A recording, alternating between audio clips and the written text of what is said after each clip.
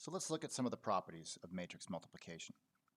So just like addition, multiplication is a binary operation.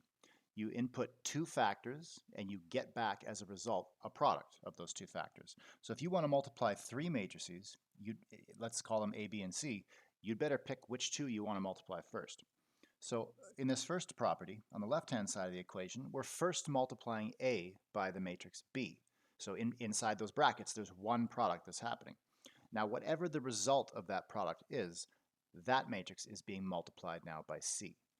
On the right-hand side of the equation, it's different. First, B is being multiplied by C, and then A is multiplied by the result of that first product. So this first property, this is referred to as the associativity of multiplication, or the associative property of multiplication, you can use whatever language you want, is saying that both of those two calculations will give you the same thing. It doesn't matter which two you pick to multiply first. Okay, and the second and third properties this is basically telling you that you can distribute things into the brackets in a FOIL-like manner, just as you can with ordinary real number multiplication and addition. Okay, or formally speaking, we say that property 2 says that matrix multiplication distributes into matrix addition. And I'll just draw the two arrows to kind of give you that visual. Multiplication distributes into addition from the left. Right? You've got B and C being added, and then the result is multiplied by A. That's what the left-hand side is doing. On the right-hand side, you're multiplying B and C both by A separately, right? And then you're adding the results. And property 2 says you'll get the same thing in either case. And property 3 is saying that matrix multiplication distributes into matrix addition from the right as well.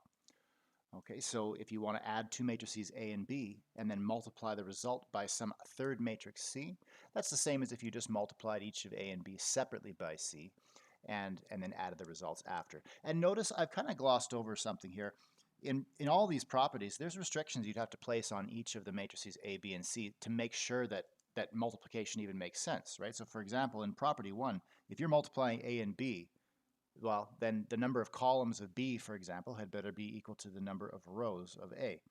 And we have to pay attention to all that, right? So I've kind of just simplified that a little bit by just saying, let's suppose that A, B, and C are matrices such that all of these products are defined. So in other words, just assume that they have the appropriate dimensions so that these products make sense. And if they didn't, well, then we're not really interested in multiplying them anyway because you can't do it. So these properties only really make sense if you're talking about matrices that are compatible in the sense that they have the appropriate dimensions to make those multiplications happen.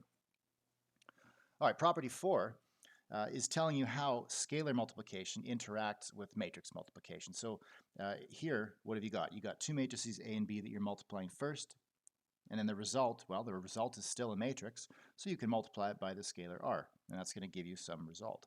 But over here, in the second expression, there's actually three separate expressions here that are all claimed to be equal by property 4.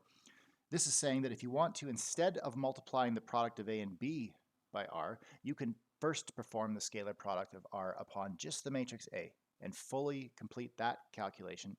Then the result, which is going to be a matrix, right? R times A will be another matrix, and you can multiply that matrix by B. That's what the second expression is describing. And over here, you're multiplying the scalar R directly onto the B first instead, and then multiplying A by the result. That's all three of those expressions are going to give you the same result every time. So if you're combining matrix multiplication with scalar multiplication, you have a lot of freedom to choose which operations to do first. It's very convenient. All right, and the fifth property here is just saying that the identity matrix has this nice property that if you multiply any matrix by the identity matrix, you're just going to get the other matrix that you started with. So if you start with a matrix A, multiplied by the identity, you're just going to get A. Okay, and actually, it turns out that this works from the other side as well. If I multiply a matrix A by I, where I is on the left, well, that's also going to give me the identity matrix. Or that's also going to give me A, I meant to say. Okay, so multiplication by the identity has no effect on the other factor.